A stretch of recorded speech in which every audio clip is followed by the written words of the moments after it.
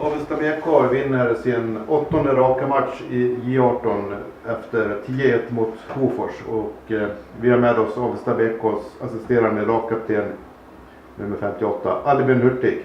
Gratulerar. Tackar. Skulle du vilja först säga hur matchplanen var inför den här matchen?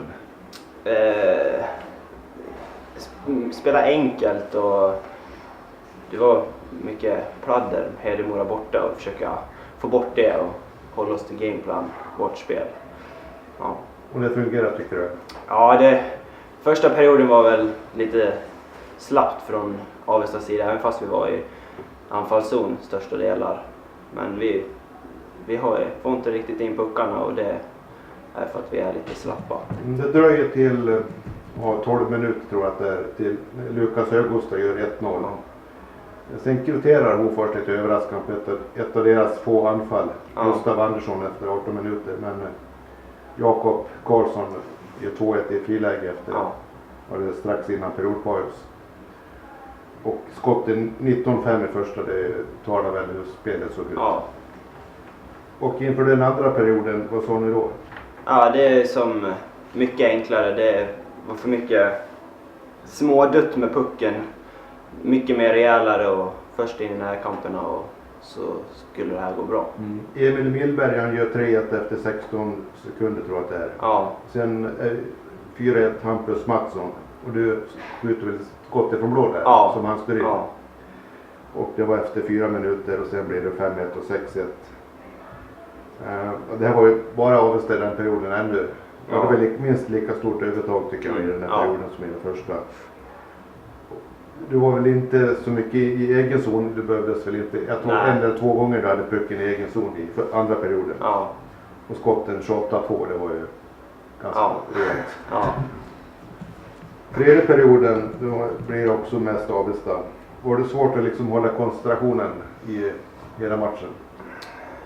Det blir lite mycket enmansshower när det blir så mycket mål. Att det blir lite, nu vill jag också göra mål sådär. Men det funkar hyfsat ändå tycker jag. Det gjorde det. Ja, man kan inte klaga. Det blir 7-1, 8-1, 9-1 och sen 10-1. Ett vackert mål den sista Lukas. Ja, det är bra klass på det målet. Riktigt snyggt. Och 10-1 blir det till slut. Ja. Ni vann ju borta matchen mot Hofors med 7-1. Ja. Om du jämför den matchen och de här idag? Ja, nu de har ju lite dåligt med folk Hofors också, får räkna in det. Ja, de hade ju 11 spelare. 11 man. Ja, de har väl egentligen inte så mycket att säga till om. Vi tycker vi dominerar både matchen borta och hemma. Så vi är ett bättre lag. Som sagt var Avesta obesegrade och vad tycker du att förklaringen är till att det gått så pass bra för Avesta så här långt?